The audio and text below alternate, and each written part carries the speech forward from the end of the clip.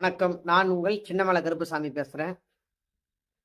இப்ப நம்மளுடைய பக்தர்கள்லாம் பலவிதமான கேள்விகள் அப்படின்னக்கூடிய ஒரு விஷயத்தினால, சாமி காசு இருக்கிறவங்க உள்ள போயிட்டு சிறப்பு தரிசனம் பார்த்துடுறாங்க. காசு இல்லாதவங்க கியூல இருந்து காலம் கடந்து, டைம் கடந்து சாமி தரிசனம் பார்க்கக்கூடிய ஒரு சூழல் இருக்குதே சாமி. அவங்கலாம் புண்ணியம் பண்ணியிருக்கிறாங்க. நாங்கலாம் பாவம் பண்ணிட்டோம்மா சாமி அப்படின்னக்கூடிய ஒரு வார்த்தைய பல ஆன்மீக பக்தர்களும் என்னுடைய சீடர்களும் இந்த கேள்வியை கேட்டுக்கின்னு இருக்கிறாங்க. இந்த கேள்விக்குண்டான பதில் ஒரு விமர்சனமாகவே போய்கின்னு இருக்குது. சரிங்களா? இந்த கேள்விக்குண்டான ஒரு சரியான பதிலையே இதுவரையிலும் யாருன்னா சொல்லியிருக்கிறாங்களா சொல்லலையான்றது எனக்கு புரியல. அப்போ அமைதியால இறைவனை பாரு, அவசரப்பட்டா இறைவனை பார்க்க முடியாது.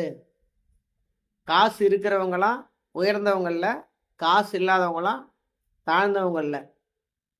ஒரு கோமணம் கட்டிக்கின்னு ஒரு ஆண்டி ஒரு மரத்தடியில் உட்காந்துக்கின்னு இருப்பாராம். ஒரு கிழிஞ்ச துண்டை கட்டிக்கின்னு ஒரு சன்னியாசி மரத்தடியில் உட்காந்துக்கின்னு இருப்பாராம். பணங்காசு உள்ள கூடை கோபுரம் மாடை மகுடம் பண்ணி ஒரு அரசன் கோபுரத்தில் உட்காந்துன்னு இருப்பாராம்.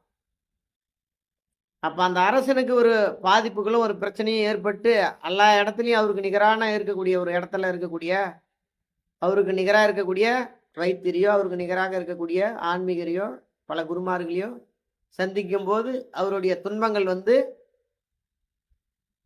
அந்த இடத்துல விலகலை, விலகியும் போகலை. அப்போ அவருடைய அவசர சூழ்நிலையினால அவருடைய பொருளாதார பலத்தினாலேயோ அவர் காசு பண அதிகாரத்தினாலேயோ அவர் செயல்பட்ட ஒரு வேகத்தினால பார்த்தீங்கன்னா ஒரு காரியம் அங்கே சரியான முறையில் நடக்கலை.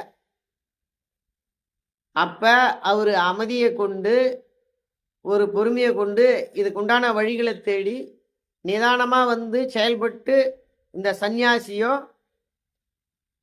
ஒரு துறவியோ பார்க்கும்போது மரத்தடியில் பார்க்கும்போது பார்த்தீங்கன்னா அவருடைய துன்பத்துக்கு உண்டான வழியை இந்த சன்னியாசியும் இந்த துறவியும் இந்த ஆண்டியும் அவருக்கு உண்டான பதிலை சொல்கிறாங்க. சரிங்களா? அப்போ அங்கே யார் புண்ணியம் பண்ணியிருக்கிறாங்க, யார் பாவம் பண்ணியிருக்கிறாங்க அப்படின்றத நீங்கள் யோசனை பண்ணி பாருங்க. யார் அங்கே அதிகமான புண்ணியம் பண்ணியிருக்கிறாங்க, யார் அங்கே அதிகமாக பாவம் பண்ணியிருக்கிறாங்க, யார்கிட்ட யார் கையை கட்டின்னு இருக்கிறது, யார் பதில் சொல்கிறது, யார் பதில் கேட்கறது அப்படின்னக்கூடிய ஒரு கருத்தை உங்களுக்கு நான் முன் வச்சிருக்கிறேன். கோடி கோடியாக பணம் வச்சிருக்கலாம், அங்கே உள்ளே போய் நின்று சாமியை பார்த்து மாலை மரியாதையோட வெளியே வரலாம். நீ காசு பணம் இல்லை, நீ வெளியே நின்று டைம் கடந்து நேரம் கடந்து நீ போயிட்டு சாமியை போயிட்டு நீங்கள் போய் பார்க்கலாம். ஆனால் அவர் பார்த்ததும் நீங்கள் பார்த்ததும் வெவ்வேறு இல்லை, ரெண்டுமே ஒன்று தான். அங்கே உனக்கு கொஞ்சம் மரியாதை கம்மியாக இருக்குது, அங்கே அவர் கொஞ்சம் மரியாதை அதிகமாக இருக்குது. சரிங்களா? நீங்கள் போனவங்க ரெண்டு பேருமே ஒரு பணக்காரரும் ஒரு ஏழையுமே போய் பார்த்தது ஒரு சாமி சிலையை தான் பார்த்தீங்களே தவிர யாரும் சாமியை போய் பார்க்கல. சாமின்னக்கூடிய ஒரு கருங்கல் சிலையை தான் நீங்கள் அங்கே போய் பார்த்தீங்களே தவிர யாருமே நின்று நிதானிச்சு நம்ம யாரை பார்க்க போகிறோம், நம்ம என்ன செய்ய போகிறோம், என்ன கேட்க போகிறோம் அப்படின்றத தான் அங்கே கேள்விக்கு உண்டான பதிலே இருக்குது.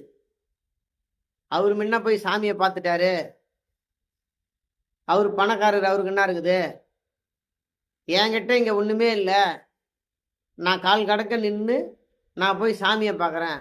சாமின்னக்கூடிய ஒரு சிலையை தான் நீங்கள் ரெண்டு பேருமே போய் பார்த்தீங்களே தவிர யாரும் போய் உண்மையான சாமியை பார்க்கல. அவர்கிட்ட பணம் இருந்தது, கிடுக்குன்னு போனார், ஒரு சாமி சிலையை பார்த்தாரு, ஒரு மாலையை போட்டாங்க, போயிட்டாரு. இறைவன் வாங்கிட்ட எதையுமே கொடுக்கல, ஆனால் சிந்திக்கக்கூடிய திறனை கொடுத்தான். நீ யாரை பார்க்க போற, எதுக்கு பார்க்க போற, என்ன விஷயத்துக்காக போக போற அப்படின்ட்டு. அப்போ இருக்கப்பட்டவனை விட இல்லாதப்பட்டவன் உனக்கு தான் ஒரு அறிவுத்திறன் அதிகமாக கொடுத்து கால் கடக்க நிற்க வச்சு, டே மடையா நீ எதடா பார்க்க போற, யாரடா பார்க்க வந்தா, என்னடா கேட்க போற, கொஞ்சம் சிந்திச்சு பாடுறா, என்ன நான் எங்க இருக்கிறேன்னு நான் வாங்கிட்ட சொல்றேன் அப்படின்றத தான்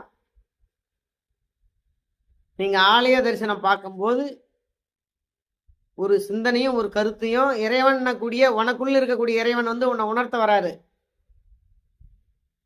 சரிங்களா? இறைவன் கூடிய அலைவரிசை தான் இந்த உலக பிரபஞ்சத்தை இருக்குது, எல்லாத்தையுமே அதான் உருவாக்குச்சு. ஆனா நீ பார்க்க போற தெரியுமா, சாமி சாமி சாமின்னு நீ பார்க்க போறிய ஒரு கற்சிலை, அந்த சாமி சிலைய சாமி உருவாக்கினானா இல்லை, நீ கால் கடந்து நடந்து போற தெரியுமா, அந்த மாதிரி ஒரு மனுஷன் உருவாக்கி வச்சது தான் நீ பார்க்க போற. பார்த்து கையெடுத்து கும்பிட போற, சாமி எனக்கு அதை கொடு, சாமி எனக்கு இதை கொடு அப்படின்னு. ரெண்டு பேருமே அங்க தற்காலிகமா இருக்கக்கூடிய ஒரு கருங்கல் சிலையை தான் நீங்க பார்க்க போறீங்களே, பார்க்கறதுக்கு போட்டா போட்டி போடுறீங்களே தவிர உண்மையான சாமி எங்க இருக்குது அப்படின்றத நீங்க யாரும் பார்க்க போல. கால் கடந்து நிக்க போறவனுக்காச்சு இறைவன் வந்து ஒரு சிந்தனைய ஒரு யோசனை பண்ணணும் அப்படின்றதுனால உன்னை வெயிட்டிங் லிஸ்ட்ல போடுறாரு. காசு பணம் இருக்கிறவன ஒரு அடிமுட்டாளா இருக்கிறதுனால அவன் வேகமாக போட அப்படின்னக்கூடிய ஒரு சூழ்நிலைய அங்க உருவாக்கி விட்டுறாரு. இதுதான் காசு இருக்கிறவா முன்ன போய் சாமி கும்பிட்றது, காசு இல்லாதவா பின்ன போய் சாமி கும்பிட்றது. அங்க எல்லா உண்மையும் தெரிஞ்சவர் யாரு, நம்ம அர்ச்சகர். அட பாயுல, நாங்கள் மணி ஆட்டினா தாண்டா நீங்கள் ரெண்டு பேருமே அந்த சாமி சிலையை கும்பிட முடியும். நான் தாண்டா உங்கள் ரெண்டு பேருக்குமே சாமி. எங்கள் தட்டில் காசு போட்டால் தாண்டா உங்களுக்கு எல்லாமே. நான் பார்த்து கொடுக்குறது தாண்டா தின்னுரு, நான் கொடுத்துவேன், நான் பார்த்து கொடுக்குறது தாண்டா உங்களுக்கு மாலை மரியாதை. எங்கடா இருக்குது சாமின்னு அவருக்கு மனசில் ஒரு எண்ணம். சரிங்களா? இது யார் மனசையும் புண்படுத்தணும்னு கூடிய ஒரு விஷயத்தினால பேசலை. இறைவன் எங்கே இருக்கிறாரு, எப்படி இருக்கிறாரு, எப்படி செயல்படுறாரு அப்படின்னக்கூடிய கேள்விக்கு உண்டான ஒரு பதிலை தான் நான் உங்களுக்கு நான் சொல்ல வரேன். சிந்திக்கணும், சிரிக்கக்கூடாது, கோபப்படக்கூடாது, ஆத்திரப்படக்கூடாது. உங்களுடைய இறை சார்ந்த ஒரு கேள்விக்கும் உங்களுடைய கேள்விக்கு உண்டான ஒரு பதிலையும் தான் நான் சொல்ல வரேன். சரிங்களா? அப்போ இருக்கப்பட்டவங்க இல்லாதப்பட்டவங்க சாமி சிலைக்கு பக்கத்தில் நிகராக நிற்கிறவங்க, இந்த 3 பேருக்கு தான் அங்கே பந்தயமே. நான் தாண்டா சாமின்ற ஒரு அர்ச்சகர், சாமி எனக்கு தாண்டா தரிசனம் பண்ணும், எனக்கு தாண்டா மாலை மரியாதை செய்யும் அப்படின்ற ஒரு பணக்காரரு. சரிங்களா? சாமி எங்கடா இருக்குது, எப்படிடா இருக்குதுன்னு சிந்தனை செய்து பார்க்கணும் அப்படின்னு அறிவுறுத்துறவர் இறைவன். அதை கேட்கக்கூடியவன் காசு இல்லாத ஏழ்மையில வச்சுக்கின்னு இருக்கிறோம். சரிங்களா? அவ்வளோதான் விஷயம், வேற ஒன்றும் கிடையாது. இப்போ நீ சிந்திக்கிறதுக்கும் நீ உணர்றதுக்கும் இறைவன் எங்கே இருக்கக்கூடாதுன்னு தேடுறதுக்கும் தான் இந்த டைமிங்கு, இந்த கால வரையும் அப்படின்றது தான். சரிங்களா? நீ நன்கு உணர்ந்து நீ பார்த்தா உள்ள ஒரு சிலை நிற்குது தெரியுமா, சிலை சாமின்னு சொல்றிய சிலை, அந்த மாதிரி உனக்கு ஒரு சிலை வைப்பாங்க. அதை நீ சிந்திச்சு இறைவன் எங்கே இருக்கிறாரு, எந்த செயலில் இருக்கிறாரு நீ சிந்திச்சிடான்னா உனக்கு ஒரு கோயில் கட்டி அதே மனுஷன் உனக்கு ஒரு சிலையை ஸ்தாபனம் பண்ணி உனக்கு ஒரு ஒளியையும் உனக்கு ஒரு உருவத்தையும் கொடுத்து உனக்கு ஒரு சிலை வச்சு அந்த அந்த அந்த இடத்துல ஒரு அர்ச்சகர் ஒரு புரோகிரர் வந்து நின்றுக்கின்னு அந்த இடத்துல பூஜை புனஸ்காரம் பண்ணிக்கின்னு நீ நிற்க உன்னுடைய திம்பத்தை ஒரு சிலையாக வடித்து உருவாக்கி அந்த இடத்துல ஒரு பெரிய பணக்காரன் உனக்கு முன்னாடி வந்து கை கட்டி நின்று மாலை மரியாதை வாங்கின்னு போவான். அப்பேற்பட்ட ஒரு உன்னதமான ஒரு செயலையும் சூழ்நிலையும் உருவாக்கி கொடுக்குறவன் தான் இறைவன். அந்த சிலையை காசு கொடுத்து முன்ன போய் பார்க்க முடியாத பல மணி நேரம் கியூவில் நின்று பார்க்குறவன் தான் இறைவன் நீங்கள் அப்படின்றத தான் நான் சொல்கிறேன். நான் சிந்திச்சு பார்த்தா நீயும் இறைவன் ஆகிடலாம், இறைவன் எங்கே இருக்கிறாருன்னு பார்த்தா நீயும் தெய்வமாகிடலாம் அப்படின்றத தான் உங்களுக்கு நான் சொல்ல வரேன்.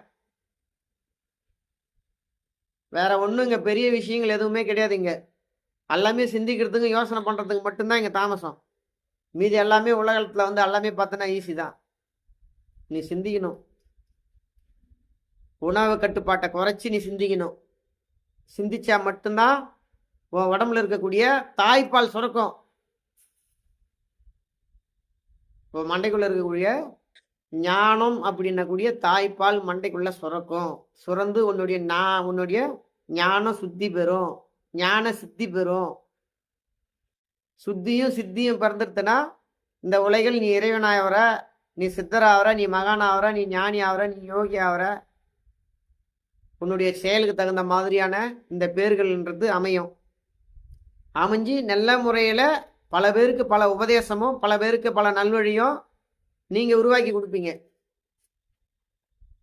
காசு இருக்கிறவங்க முன்ன கும்பிட்டு சாமி கும்பிட்டுறாங்க, காசு இல்லாதவங்க பின்னாடி நாங்கள் சாமி கும்பிட்றோன்னு கூடிய ஒரு கேள்விக்குண்டான ஒரு பதிலை தினம் தினம் உங்களுக்குள்ளேயே கேட்டு கேட்டு நீங்கள் ஏன் மனம் நொந்து போகிறீங்க? நீங்கள் ஏன் மன வேதனை ஆயிடுறீங்க? இல்லாதவனுக்கு ஒரு பதிலும் இருக்கிறவனுக்கு ஒரு பதிலும் அவர்களுக்கு சொல்லி பேசிட்டு போகிற ஆள் இல்லை நான். உங்கள் மனசில் தோன்ற கேள்விக்கு உண்டான கரெக்டான ஒரு பதிலை கொடுக்கறதுக்காக தான் நான் உட்காந்துன்னு பேசின்னு இருக்கிறேன். சரிங்களா?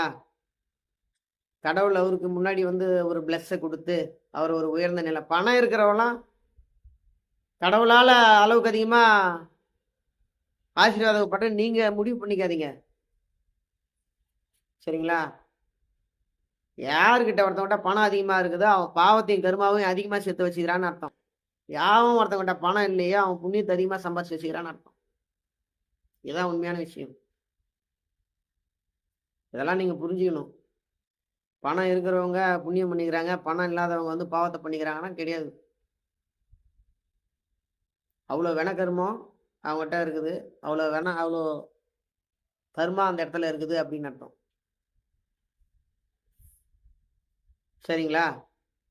அப்போ சிந்திக்கணும். நீங்கள் சிந்திச்சு பாருங்க, நீங்கள் யோசனை பண்ணி பாருங்க.